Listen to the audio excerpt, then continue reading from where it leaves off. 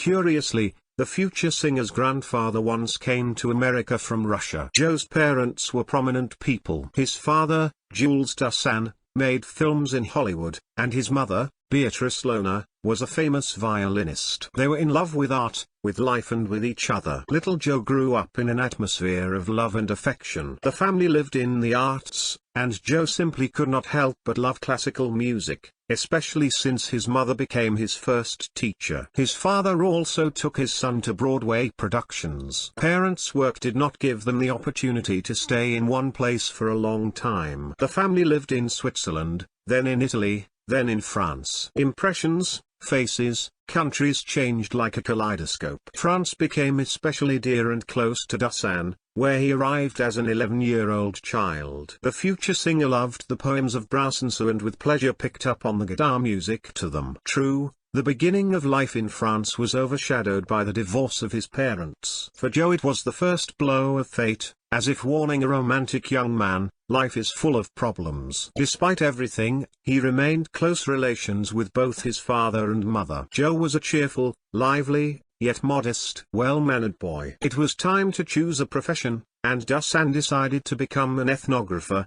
to study different languages and cultures. The young man traveled across the ocean to the University of Michigan. He went to America with a French guitar in his hand and without a penny in his pocket. Studying at the university, he tried to provide for himself, working part-time. The inquisitive boy studied easily. He managed to play the guitar in his spare time. Even in those years he had grateful listeners. After graduating from university, Joe still wasn't sure if this was his path. Where was his life's work? Could it be journalism? He returns to France and works for a radio station. Then he does a few films, working with his father. Small, insignificant roles, but maybe, in time, he'll make a name for himself as an actor. As time went on, Dassin was still at a crossroads. However, work in the cinemas served him well. Joe learned to be extremely natural and relaxed. Now he was not afraid of the blinding glare of the spotlight. Chance, as usual, solved everything. At one of the parties, Joe met a pretty French girl named Maryse. It turned out that the girl really likes his singing, unpretentious American country songs, which he learnt while living in America. Whenever Dassin sang, Maryse listened with admiration, and once she recorded his songs on a tape recorder. Joe,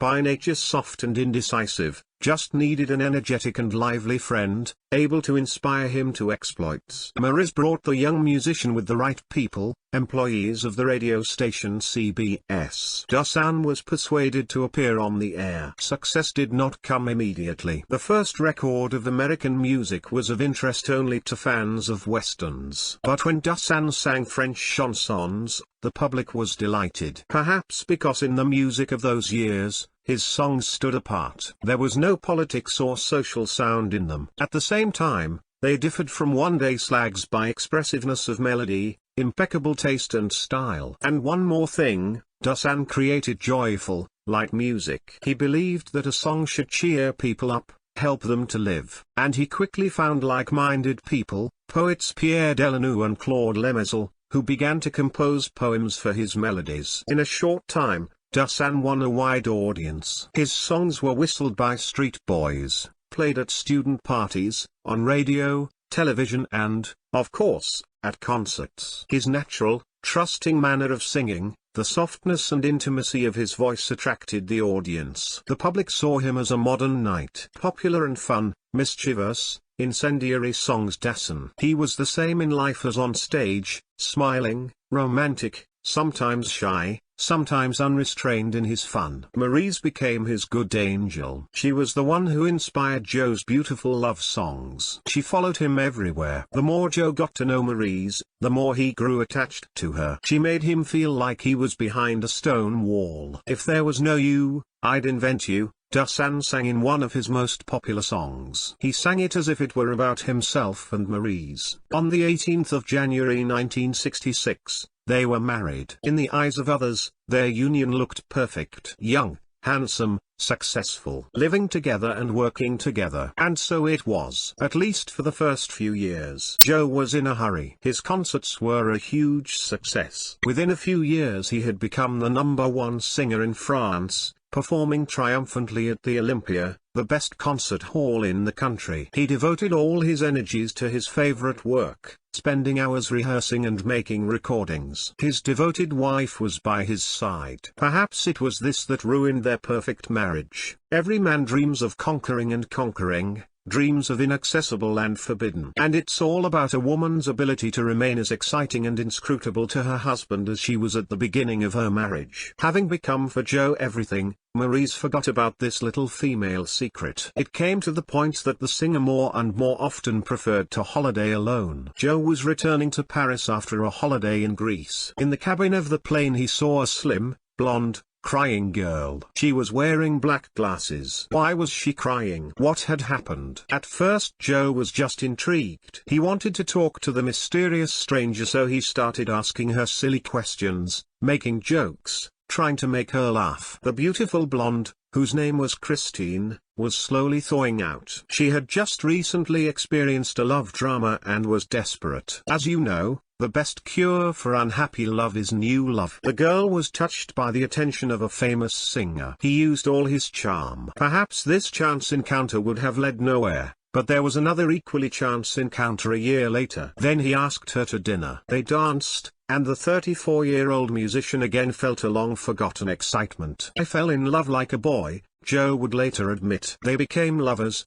and for several years Dassin led a double life. He continued to live with his wife, who did not suspect anything, forever busy with her husband's affairs. In addition, Maurice really wanted to have a child, and he was still not. Finally, in early 1973, Maurice became pregnant. Joe seemed to be happy about the impending fatherhood. Nevertheless, he continued his relationship with Christine. What was going through his wife's mind? She couldn't help but feel the change in their relationship. It was as if fate had turned against the couple. Maurice had a premature birth, and her and Dassin's baby died after only 5 days. The death of their firstborn son deeply shook the couple. The unhappy Maurice did not want to live. Joe was suffering too, but he continued to see Christine in secret. He felt that he could not live without her. When Maurice found out, she immediately decided to divorce. "It wasn't success that separated us. We were just separated by life," she will say a little later about her separation from Dassin. All these years Christine had been waiting for her time. The need to hide,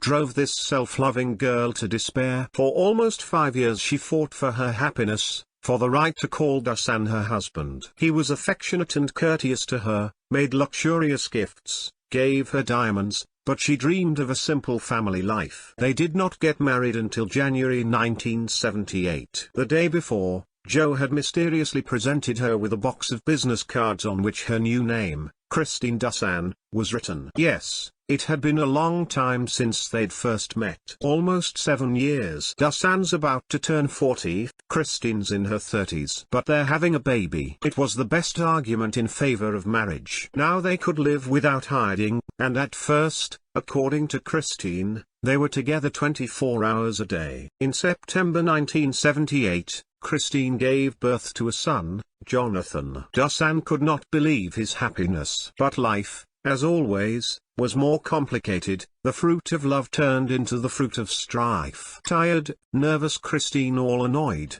Joe wanted to do above all his work. In these years he continues to give a huge number of concerts, successfully performing in Europe and the USA. At his concerts, Joe continued to smile radiantly, but in his soul he was scratching cats. He couldn't stand scandals. He couldn't bear to have relationships. Christine was finding it increasingly difficult to control herself. While Joe was touring, performing concerts in different cities, she had to stay at home, and even with her unloved mother-in-law. The new forced separations made Christine desperate. One day, in search of solace, she tried drugs. Soon Dassin began to use cocaine, and the couple became trapped. It didn't take long to pay the price. Joe's health deteriorated dramatically, and Christine simply couldn't control herself. In this excited, hysterical woman is nothing of Christine, who loved Dassin. Their rare meetings had once been his greatest joy, but now he wanted a divorce as soon as possible. However, it turned out that Christine was pregnant again. Joe was running around like a hunted animal. He thought it was all his fault that his wife was a troublemaker. She was incapable of building a normal relationship, running a home, raising children. God knows what bitterness and pain Dassin felt. Was he fair? Only partly. Rare woman could live with him, an artist, a man fully immersed in his work. In that respect, Maryse would have been perfect for Dassin. Christine was an ordinary woman, tired of years of uncertainty and expectations. Because of drugs she was in real trouble. She would be helped, she would be saved. Blinded by her pain, tired of the hard work, frustrated, Dassin was too cruel to her. On the 22nd of March 1980, Christine gave birth to her second son. The very next day, Joe filed for divorce and began a grueling battle for the children. Dassin tried to convince the court that Christine could not be entrusted with the children. He managed to get a temporary ruling in his favor, but God punished him for his arrogance and cruelty. Joe suffered a heart attack and was bedridden for a month. As soon as the singer felt a little better, he took his sons, the youngest of whom was only 4 months old, to Tahiti. He wanted to get them away from Christine and never see her again. Truly, from tender love to blind hatred is only one step. Fate had it differently. Joe dreamed of finding salvation on this paradise island, but found death. The day after his arrival at lunch, Dassin suddenly bent from a sharp pain. Next to him was his friend, Claude Lemerzel. He tried to give Joe a heart massage, but nothing helped. The ambulance station was on the other side of the island. The famous singer died right at the table. It happened on the 22nd of August 1980. The news of the premature death of the public favorite literally shook the whole world, but, of course, most painfully hit his family. Joe's mother, who supported her son in everything, took his children to California. Joe Dassin was buried there. Christine did a lot to pull herself together and stop her bad habits. Her sons were returned to her by court order. After Dassin's death, she continued to live very privately in his large house near Paris. Sometimes gave interviews, talking about her life with Joe. She missed her sons, who were studying in Paris and living in a boarding house. She also passed away very early, at the age of 47.